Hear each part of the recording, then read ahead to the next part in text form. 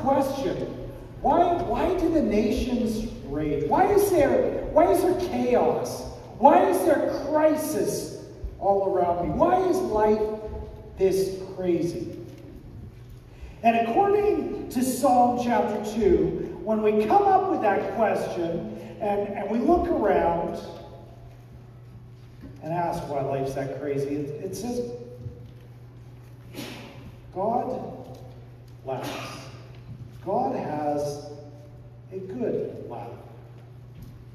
And it's almost like he's saying in this, you think this chaos, this crisis all around of life is going to throw me for my plans? You think this is bigger than me? You think it will distract me in any way? We've been slowly working through the story of King David. And David has given God a great deal of control over his life. Early in his life, the prophet Samuel comes to him and anoints him with oil. God speaks to him and says, I want you to rise, I want you to anoint David with oil, make him king. It's a symbol of the Holy Spirit coming upon him in a powerful way. Throughout his early days, we see God doing great things through David's life. We've taken a little bit of a break from David the last few weeks as we've gone through Easter, but if you go back to like Palm Sunday, we talked about a moment in which God is needing to punish David, needing to bring about control once in his life because he sinned and he needs to repent. He needs to change. I'd love to say that all of a sudden, David has repented. David's learned life. David's learned lessons throughout his life. And as he's done so, now all of a sudden everything's good. Life is good. He can go on with his life. Everything's in control. Life is good because he's done what's right. But that's not at all how the story goes. And we come to a story today that speaks deeply about those moments in which chaos, difficulties, struggle take over. And if you've ever been in a place where your family in particular seems to be in chaos, where family life seems to be out of control, this is the story that speaks deeply to you. Because all of a sudden, David's going to come to a moment in which everything goes wrong because his family falls completely apart. His family crumbles. And we enter again into the story of a man who is described in the Bible as a man after God's own heart. A great hero of the Bible. And yet we find nothing but chaos and crisis. We find nothing but struggle. And if ever that is true in your life, you take heart. Because this biblical hero, his life falls apart.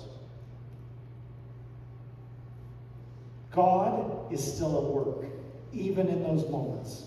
We're going to look at 7 whole chapters of the Bible today. I'm going to encourage you, we're starting 2 Samuel 13. Go home, read it later, because there's a lot to get out of it. We're not going to hit on every part of it. Read it. There's humor. There's tragedy. And we may not get to every lesson, but we are going to discover that even in the midst of chaos, in fact, mostly in the moments of chaos, we need to be people of worship. And worship becomes the key part of this. So we'll talk about the failure in the family. It's a hard passage. David has multiple wives. He has multiple concubines. He is in sin. I find it remarkable. What I just said about David is true. He is a great hero of the Bible. He gets to write portions of the Bible. And if he attended church here, he would be completely ineligible for any part of leadership. Think about that for a moment. That's kind of mind-blowing, isn't it? It's not because we're too stringent or anything. We're following New Testament guidelines. According to the New Testament guidelines, David is ineligible for any sort of spiritual leadership. He's been, in the past, broken by sin. But he's going to need to be broken by sin again.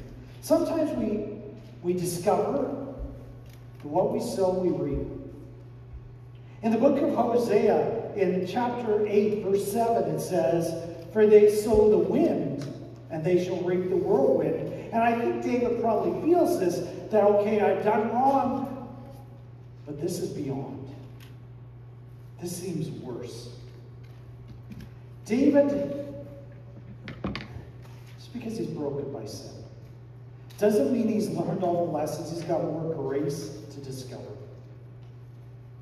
Chaos of life is always caused by sin, whether it be my sin or just the generic sin of the world. God's goal for me, just like it was God's goal for David, is not a trouble-free existence. God's goal is that I'm dependent upon him, that I find my joy in Jesus. And that's going to be just as true in this moment in which terror overwhelms the family of David. It all starts with Amnon, the crown prince, we assume, David's eldest son. He has a half-sister, Tamar, whom he rapes and then rejects. David is angry at this moment, but he does little. The next son is Absalom, who's Tamar's full sibling. He looks after his sister, which is something David should have been doing, but the story makes it clear as her brother ends up looking after her. And David does little. Absalom comes to his sister and says, "I need you to be patient. I'm going to deal with this." The funny thing about this story, read all 7 chapters from beginning to end, and we're not going to go through all of this because it's way too much details. We'll be here till tomorrow. But the writer really brings out that throughout the whole thing, everybody is coming up with these really elaborate schemes and plots and things like that. I encourage you to read it because they almost get funny. They get so elaborate, all these schemes. Absalom comes up with a scheme. He gets his brother out of the city and kills him. Now, this is the way the Bible portrays it, straight out revenge. But it's the second oldest prince killing the oldest prince. It's going to be perceived by everyone as a coup. And he's forced to flee. He ends up moving in with his wife's family. He goes into exile for a couple of years. David basically condemns him. Eventually, after a few years, David's loyal general Joab comes up with an elaborate scheme to bring him back, and does. Absalom comes back to the capital city of Jerusalem. But you know the story of the prodigal son? The story where a father runs out to meet the prodigal? That's not what happens here. David lets him back into the capital, but doesn't allow him back into the palace. In fact, doesn't even meet him. Absalom is a great politician. In fact, a great opposition politician. The difference between a politician in opposition and in government is it's way easier to be in opposition. Because whatever happens, well, if I was in power, it would all be better. There would be no problems, right?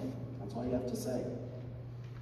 And that's what Absalom does. He meets everybody coming along. And David has been in power for decades at this stage. And so all these people will come into the capital with problems. And before they get a chance to see the king, Absalom meets all of them and says, "Oh, I feel for your problems. If only I was in power, everything would be better." And then they go off to meet the king, and the king can't solve everybody's problems. And so everybody is left thinking, oh, if only Absalom was the king. David ignores Absalom's schemes. And the schemes get deeper and deeper as you go along in the story. Eventually, Absalom schemes to leave Jerusalem. He does. And he goes off to the old capital of Hebron, where he knows the people are waiting for him, and proclaims a coup. I am now king. David is faced with the dilemma: do I stay in Jerusalem, where I'm safe? It's a well-fortified city, but I'm going to be cut off from the rest of the nation. Do I just stay under siege? And he decides, no, that's not the right plan of action. He flees. He goes off to the wilderness, place he knew well from earlier in his time, earlier in his life. Some follow him. Some come and meet him and pledge their loyalty. Some of those who plead their loyalty, he sends back to Jerusalem. Says, I want you to go there and keep an eye on things. But Absalom ends up seizing the capital city of Jerusalem. He walks in. He's got full entry into the city. He takes, this is where this story is not a PG story. Takes his dad's concubines and dishonors his father in front of the whole city where everybody can watch. Oh, this is a tough story. David is wronged. And this happens easily in life. And it is remarkable, and this is a story of this story. It is kind of sin, and because there's been a sin, somebody ratchets it up a notch, and then the next person ratchets it up the next notch. There's a chain of sin going on. We should see God's presence. But in this story, sin feeds sin. Sin often is seen to give me permission that I can sin further. If I'm wronged by somebody, yeah, I know what the Bible says, but they've wronged me. And sometimes it leads to direct retaliation. That I need to protect my rights. I need to protect my family. I need to protect my reputation. Others go a different way, maybe. They don't see it as, I have the right to retaliate, but maybe I'm so angry that it has given me the right to gossip. It has given me the right to complain, the right to call names, the right to lose my temper. My stress has become so bad that I have the right to act a certain way. That I need to release my stress. That perhaps I have the right to be angry. I have the right to a tirade. Or maybe I have the right to a pity party. I get to ignore the Bible now. In this story, no one is breaking the chain of sin. One sin leads to another sin, rather than somebody stepping up and saying, do you know what? At this moment, maybe what we need is forgiveness.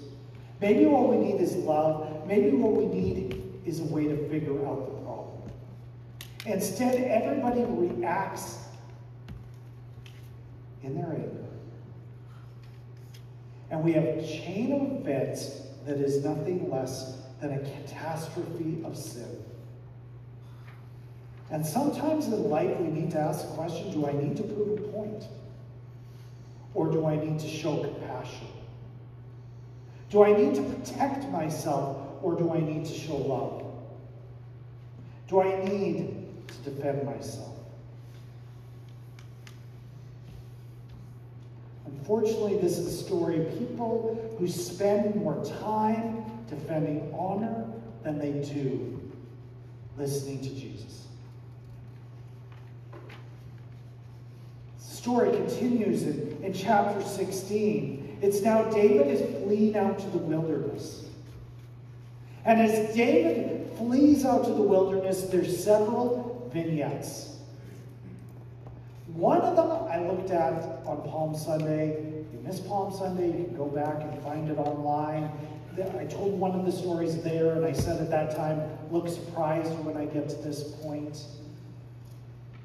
Point is, David is fleeing for his life. We're not going to go to that vignette, but there are two others I want to focus on. As David is fleeing out into the wilderness, the first vignette is there's a guy by the name of Shimei, who is of Saul's, the old king, from almost a generation ago, his distant relative, his family. And he knows that David is fleeing. And he gets this idea that I better get my 2 cents in before it gets too far. I better be able to come along and voice my opinion of the king. And so he catches up to David. David's got a small army with him. As he catches up to David and his small army, he starts to call names. And he starts to grab rocks and throw them at David and his people. And he's yelling out, David, you're getting what you deserve right now. God is punished. You're a murderer. You deserve this. And we get the very first break in this chain of sins. And then David says, do not retaliate. He allows it. I was reading one author this week who called this the charismatic curse. That is if you want to learn a fancy new word, and everybody wants to learn a fancy new word, right? Charismatic. What that basically, it's a fancy way of saying preaching. This is a way in which he is learning about God. God is teaching him at the moment. Because in the midst of all of this, Shimei, he's got anger. He's doing things wrong. He's allowing emotion to overwhelm things. But somewhere deep in his anger, there is a kernel of truth. And maybe, just maybe, God is trying to get his attention. I'm not going to look at it in detail, but a little bit later in the story, Shimei comes to David and asks for forgiveness for what he's done. And David gives it. But even here, he's giving him forgiveness. Because David could have had his head lopped off. He does not. David is finally breaking some of the chains of sin. And we like to say it can't get worse for David until it does. He's a good friend. He's a counselor. A Ahithophel. It describes him in the Bible that when David's talking to him, it's like he's hearing the words of God himself. He's a trusted friend and companion. And word comes to David that his friend Ahithophel has turned traitor. He's gone over to Absalom's side. He's looked at what's happening. David and Absalom are at war. Absalom's got all the momentum. I'm going to Absalom. And he abandons his friend David. And David goes to God and he weeps and he prays. And you know what's interesting? David's just left Jerusalem when the word comes out of this. He's gone down the hill out of Jerusalem. He's come down into the valley underneath the city of Jerusalem. And he's come up the next hill. And he's heard word that your close friend has turned on you. Well, what's interesting about that is he goes up the next hill. He's going up the very same hill, the Mount of Olives, where Jesus prays right before he's arrested, and where Judas comes and is a traitor in Jesus' life. Psalm 55 has historically been associated with this betrayal, and it's one that Jesus also grabs. And it's one in which David cries out, "Hear me, O God. Hear me over the noise of my enemies. I'm ruined. My heart is broken. Oh, that I would have wings like a dove so I could fly away." You ever felt like that? Where the chaos, the crisis is so great, I just wish I had wings and I could just fly away from all my problems. He continues, "Destroy the tongues of those who are plotting my ruin. Confuse their speech. For it is not an enemy who taunts me. Then I can bear it. It is not an adversary who deals insolently with me. Then I can hide from him. But it is you. Man, my equal, my companion, my familiar friends. We used to take sweet counsel together within God's house. We walked in the throng. But I call to God, and the Lord will save me."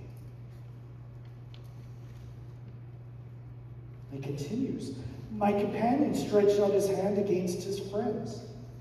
He violated his covenant. His speech was smooth as butter, yet war was in his heart. His words were softer than oil, yet they were drawn swords." And in the midst of this, David says, "Cast your burden on the Lord, and he will sustain you. He will never permit the righteous to be moved." David prays, "Ahithophel, my good friend, may his words be confused," as he speaks to Absalom. And that's exactly what happened. He comes to Absalom and says, "Okay, here's my counsel. Real quick, get any troops you got. Let's go attack David now while he's weak. And let's just seek out David. Let's not kill everybody. This is the rest of the army could be on our side, so let's just go out and kill David." David has at the same time sent a spy among Absalom. And he gives contrary advice. The spy says, "No, gather your entire army together. David is still ferocious. Gather everybody together, and it's going to have to be a full, all-out civil war. And we're going to have to be honest, it's going to have a scorched earth policy. It is going to be a civil war like none other." And Absalom listens to the spy who says it should be an all-out war, and he ignores the counsel of a good man. Ahithophel is so disturbed by this, he actually goes off and commits suicide. The spy sends word to David of Absalom's plans. Psalm 3, we're told directly, comes from this time. David there says, I had no hope in this time of chaos. There were too many enemies. Everyone saying, I have no salvation, but you are my shield. I cried and you answered. I went to bed, and miracle of miracles, I woke up. Now arise, O God, bring salvation. And he cries out, salvation belongs to the Lord. Your blessings be on your people. In desperation, David calls out to God. And you know what? Wisdom comes.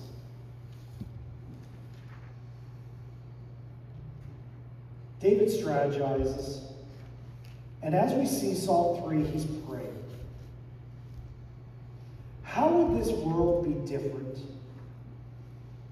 Even just us as Christians, before we open our mouths in times of crisis, took time to worship and pray, God, give me the right words. I don't know. Not always good at it. But I know sometimes I do pray that.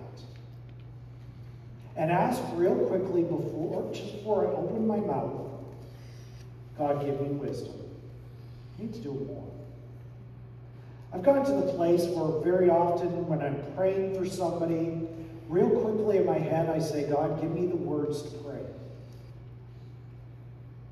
It's remarkable how that changes how I would pray for people. How about when we speak to people? How about we speak to people when the stress is high?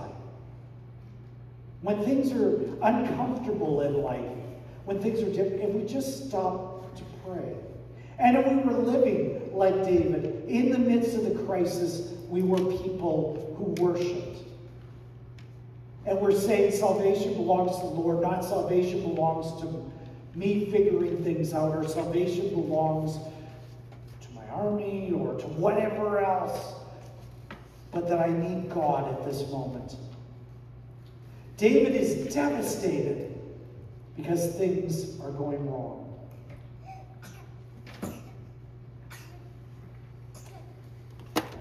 And yet things are going to be turned around because he stops and he prays.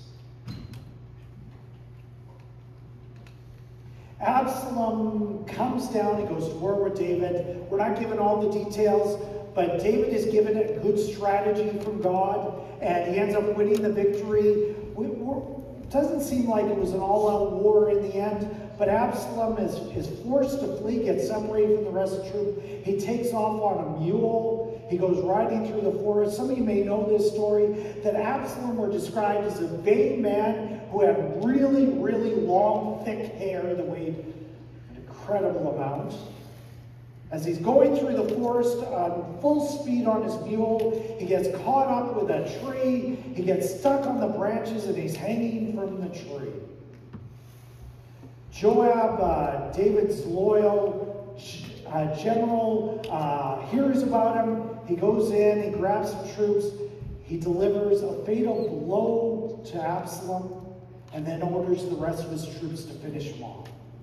It's in direct contradiction with David's orders, look after my son. David ends up weeping and wailing about his son's death to the point he has to be reminded, your troops have just won you a victory, go cheer them up. All this story, I know we've told a lot of stories real quick, but it comes down to this. There will be difficult and devastating moments in life. They exist in everybody's story. Very few of us, hopefully, will ever see anything as serious as David's family completely blowing to pieces. To the point where it is easy to say, hell has its fingers all over David's family. The grip of Satan is devastating. But David somehow ends up deeper into the things of God. I'm going to argue he even ends up as a better human being. In desperation, sometimes we have to come back to Jesus. There's going to be chaos. But I come back to what I said at the beginning. David was a man after God's own heart. That's how the New Testament describes it. David got to write parts of the Bible. David was a hero of the Bible story.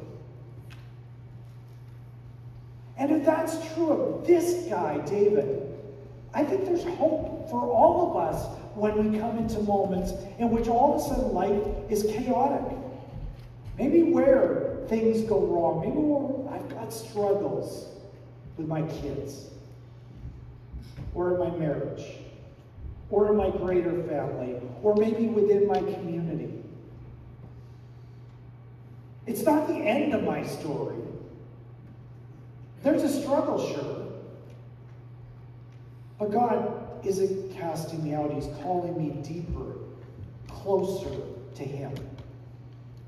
That this becomes a moment in which I need to be a person of worship.